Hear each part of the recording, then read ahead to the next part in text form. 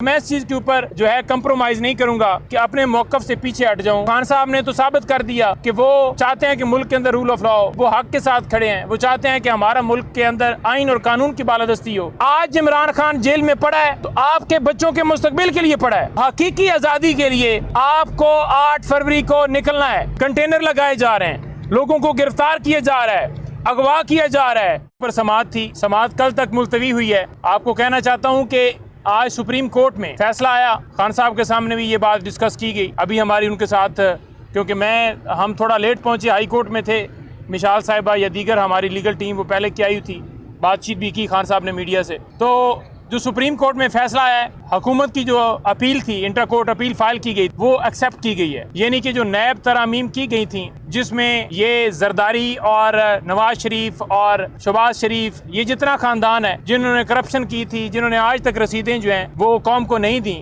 लूट मार की थी, नैब तरामीम के जरिए इन्होंने वो तमाम केसेस खत्म करवाए थे। तो उस पर इमरान खान साहब सुप्रीम कोर्ट में गए थे कि ये मुल्क का पैसा है, लूटा गया है और तरामीम जो हैं वो बिल्कुल गैर आईनी है। वो तरामीम तमाम कलदम करार दी गई थी।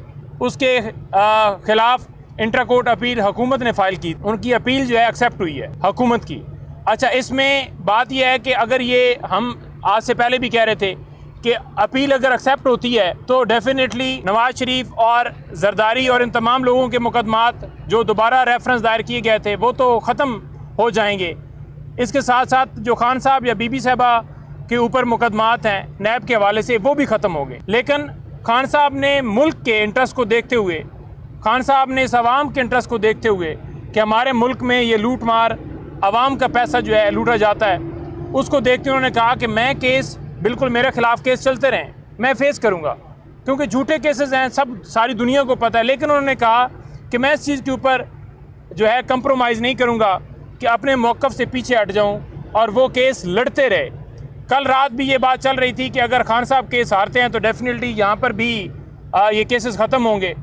लेकिन खान साहब ने एक लम्हा भी ये नहीं कहा कि इस केस को वापस लूँगा या इस केस से पीछे हटूँगा। तो खान साहब ने तो साबित कर दिया कि वो चाहते हैं कि मुल्क के अंदर रूल ऑफ लॉ हो, वो हक के साथ खड़े हैं, वो चाहते हैं कि हमारा मुल्क के अंदर आइन और कानून की बालादस्ती हो। तो सुप्रीम कोर्ट ने आज जो फैसला दिया है, मैं ये समझता हूँ कि जो रसीदें हम मांगते थे कि आप रसीदें दे दे, रिकॉर्ड दे दे, उसके ऊपर जो आज फैसला दिया है, आज काजी साहब ने या तमाम जो वहाँ पर बैठे हुए थे जजेस जिन्होंने फैसला दिया है, उनको दोबारा जो है क्लीन चिट दे दी है कि इनसे अब रसीदों का हिसाब भी कोई ना पूछे। जहाँ तक केसेस की बात है खान साहब और बीबी साहबा के, तो बीबी साहबा सिर्फ एक केस के अंदर पाबंद सलासल हैं, वो है तोशा खाना। तो फिल फॉर 1 मिनट के अंदर जो है उन्हें रहा कर देना चाहिए था, लेकिन अभी तक रिहाई नहीं हुई। अब ये केस क्यों चल रहे हैं? जब सुप्रीम कोर्ट का फैसला आ गया, आज अदालत में भी ये बताया गया, तो फिर ये केस क्यों चल रहे हैं? ये केसेस जो हैं ख़त्म हो जाते हैं, क्योंकि सुप्रीम कोर्ट ने जो फैसला दिया है, जो हुकूमत की अपील एक्सेप्ट हुई है, उसमें जो काबीना के फैसले होते हैं उससे भी असना जो है वो तरामीम के अंदर डाली गई थी, और 50 करोड़ से जो नीचे के केसेस होंगे वो भी, उसकी भी एग्जम्पशन जो है वो की गई थी।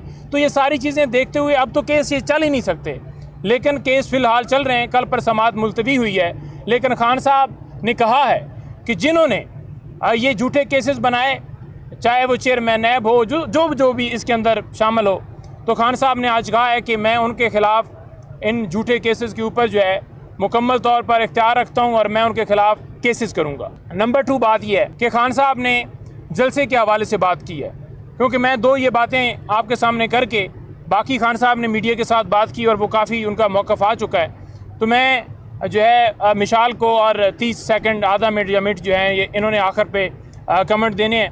8 फरवरी को निकली, 8 तारीख को निकले, इस जलसे को कामयाब करे, और जलसे को कामयाब करना आप सबके ऊपर फ़र्ज़ है, क्योंकि आज इमरान खान जेल में पड़ा है तो आपके बच्चों के मुस्तकबिल के लिए पड़ा है।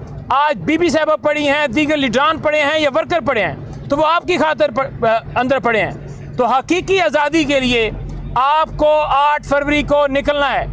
और मैं आपके सामने ये बात भी रख दूं कि कल हमें NOC दी गई है, लेकिन एक जगह से एंट्री का हमें ऑप्शन दिया गया है। वो जो AWT इंटरचेंज है मोटरवे के ऊपर, अगर KP से कोई काफिला आएगा, सिंध से कोई काफिला आएगा, पंजाब से कोई काफिला आएगा, कोई मरी से लोग आएंगे या GT रोड से आएंगे, तो वो सारे रवात के रास्ते यहाँ मोटरवे के ऊपर चढ़कर और उस इंटरचेंज से नीचे उतरेंगे, सिर्फ एक रास्ता। और अगर आगे सिंगल रोड है तो सिर्फ इसलिए कि इनका जलसा जो है वो कामयाब ना हो। और दूसरी तरफ रुकावटें डाली जा रही हैं, कंटेनर लगाए जा रहे हैं, लोगों को गिरफ्तार किया जा रहा है, अगवा किया जा रहा है, लोगों के घरों में छापे मारे जा रहे हैं। ये चाहते हैं कि किसी सूरत जो डाका डाला गया है 8 फरवरी को या जो जुल्म जबर जारी है उसके ऊपर कोई बात ना करे। इसी वजह से एनओसी जो है वो नहीं दी जा रही थी, लेट की जा रही थी।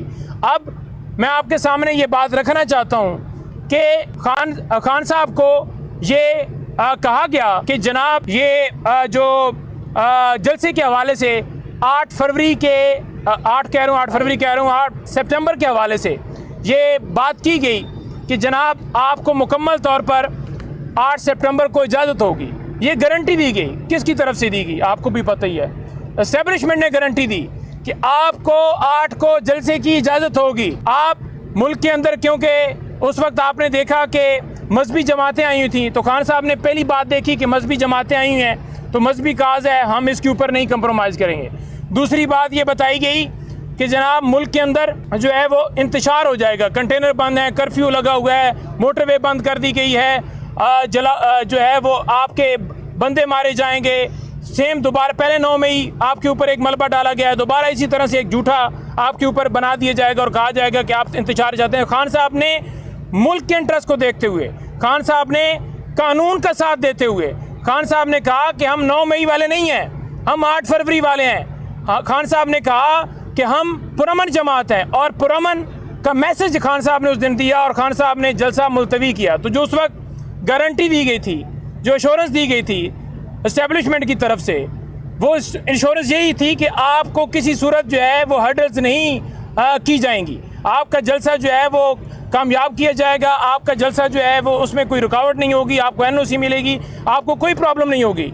तो आज आपके सामने मैं रखना चाहता हूँ कि ये हर्डल्स फिर क्यों की जा रही हैं। इमरान खान ने तो मुल्क की खातर, इमरान खान ने तो इस्लाम की खातर, इमरान खान ने तो कानून की बालादस्ती की खातर ये जलसा मुलतवी किया। तो लिहाजा ये अब आपका फ़र्ज़ है, अगर आप समझते हैं कि मुल्क के अंदर रूल ऑफ लॉ हो और अगर आप ये समझते हैं कि आप जो हैं वो सियासी तौर पर इन्वॉल्व नहीं हैं, अगर आप ये समझते हैं कि आपका सियासी किसी जमात से ताल्लुक़ नहीं है, तो फिर ये रुकावटें हटाई जाएँ।